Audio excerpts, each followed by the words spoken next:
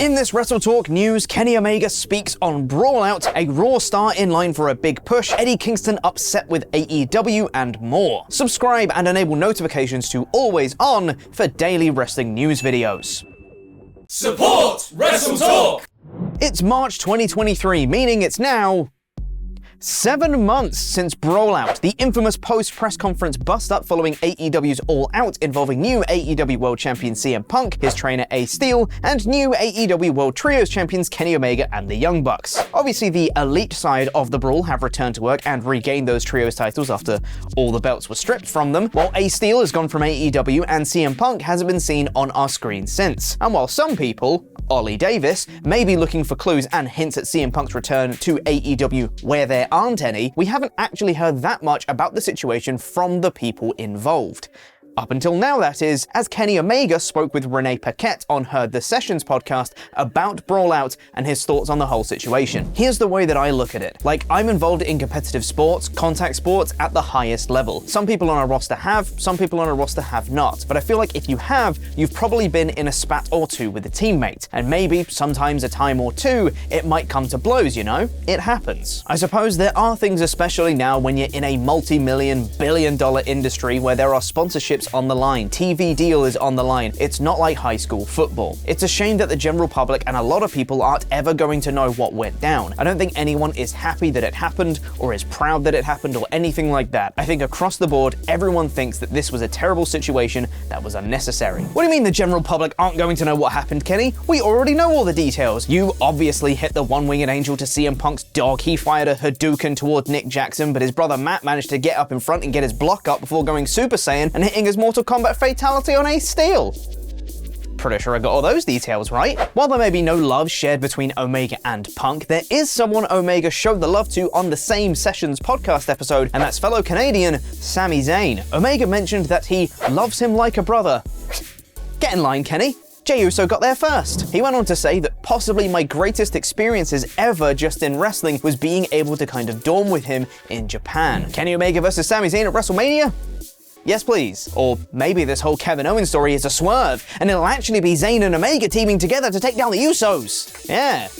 Why not? While Zayn may be one of the hottest things going in wrestling right now, there was a time where he was worried his actions may have drawn heat from the WWE locker room, as Titus O'Neil recently revealed on Busted Open Radio. I'm so glad now that this generation of WWE superstars are taking the mantle of being able to control their own narrative outside of the company. Control your narrative. I remember Sammy calling me and going, "Hey man, I want to run something by you." This is when he wanted to do his project in Syria. "Do you think I would get any heat?" I said, if anybody gives you heat for trying to do something that makes a significant and positive change for something you believe in, then you don't need to be working at this company. This is of course in reference to Sammy's charity, Sammy for Syria, which was actually received quite positively by the rest of the WWE roster and has drawn public support from the likes of Becky Lynch, Bayley, Dakota Kai, and Io Sky. And while Sammy may be on the cusp of greatness despite his loss to Roman Reigns at Elimination Chamber, there could be another WWE wrestler lined up for a big push soon.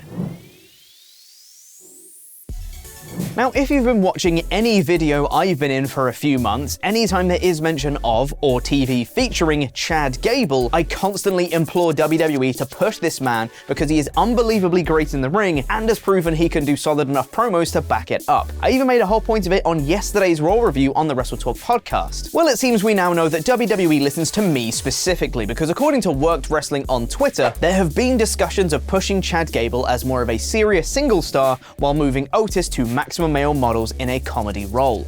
I have so much power. Okay, what are some other things I want WWE to do? Get rid of the third hour of Raw.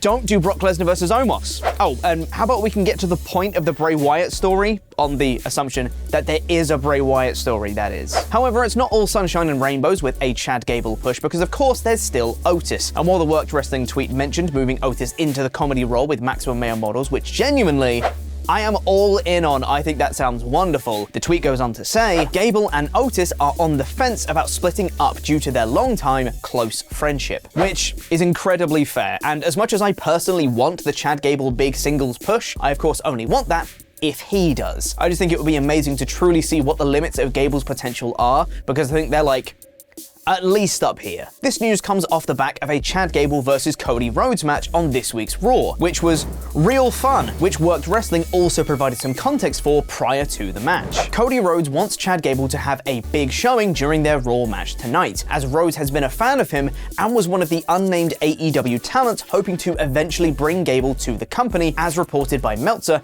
in 2021. While I don't think it was quite the star-making performance Cody perhaps wanted it to be, it was really good, and once again showed why Chad Gable is an incredible wrestler. Chad Gable, at least mid-card champion 2023. Pretty please. Oh my god, Chad Gable versus Gunther. That sounds amazing. That'll be such an incredible David versus Goliath story. I've just made up my mind. That should be it. That should be the direction. And while things may be looking up for Gable soon, meanwhile, over in AEW, one Eddie Kingston ain't too happy. But then again, when is he ever? That's part of his charm. He's always grumpy. I love it. AEW recently announced the Face of the Revolution ladder match, which will take place on tonight's Dynamite, not on pay-per-view, which features Sammy Guevara, Action Andretti, Powerhouse Hobbs, AR Fox, Konosuke Takeshita, Ortiz, Commander, and of course, the aforementioned Eddie Kingston. In an interview with Sacktown Sports 1140, Kingston revealed that he wasn't too happy with being booked for this match. I may not be at Sacramento though. It all depends on how certain things go in the locker room with the office, especially with my match that's coming up on Wednesday. Not really happy about it. Yeah, so we have to have a talk. Me, and I'm not gonna say who's the office. Everybody knows about Tony Khan, but there are others. We all got to get together and talk. I want to go everywhere, but I also, I gotta be a businessman and put my foot down at some point. In a calm manner. That's what I'm still trying to learn, a professional manner. What specifically he's upset about? I'm not sure, but he's grumpy, isn't he? Love it. If you've been paying attention to NXT lately, or even if you haven't, you may have seen that there's a program being worked between Grayson Waller and HBK's Shawn Michaels. With Michaels running the show, Waller has been running his mouth against HBK and was suspended and sent home in storyline. But now, there's an interesting development. Waller called out HBK to appear at NXT's Roadblock event on Waller's talk show segment, The Grayson Waller Effect, which now HBK has accepted. It's not often that Michaels is an on-screen character in NXT, and one has to wonder where this feud is leading, because if it is a Waller versus Michaels match, that would be certainly something for him to come out of retirement after the incredible end to his career at WrestleMania 26 against The Undertaker. No, he never wrestled again. No, he didn't. No, don't put the picture on the screen. No, he didn't wrestle again. But if this feud isn't leading to a Waller-Michaels match, what is it leading to? Triple H coming out of retirement even though he can't for his health? Road Dogg beating him up? Michaels choosing a champion to represent him in a fight? I'm curious at the very least. There's also been talk recently of current NXT star Zoey Stark potentially being called up to the main roster before long, with her working a dark match competing for Charlotte Flair's SmackDown Women's Championship, which often is a way to signal that WWE has plans for you on the main roster. Stark was asked about a main roster call-up on Busted Open Radio, where she said, "To be completely honest, every single day I'm thinking about the main roster. What do I need to do to get on the main roster? Because that's where we all want to go." There's always some fear in my head with a little bit of insecurity where I'm scared of getting lost in that shuffle, especially now. Their roster, I feel, is pretty stacked. WWE's main roster women's division probably would be pretty stacked if they wanted to book it right. A lot of talent there, but seemingly a lot of lacking direction right now.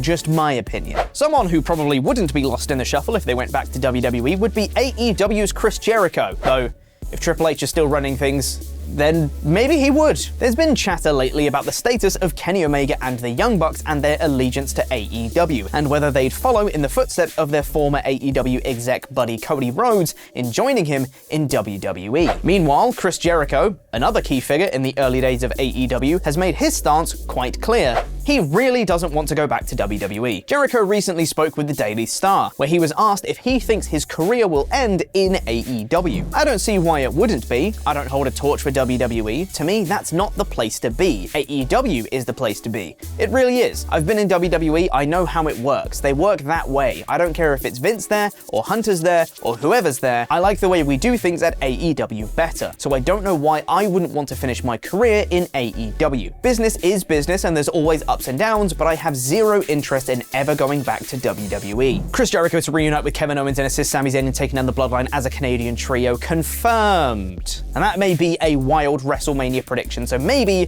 I'll leave the fantasy booking to Adam Blompier. Check out his 11 WrestleMania fantasy booking pitches for this year's Mania now. Here's a clip.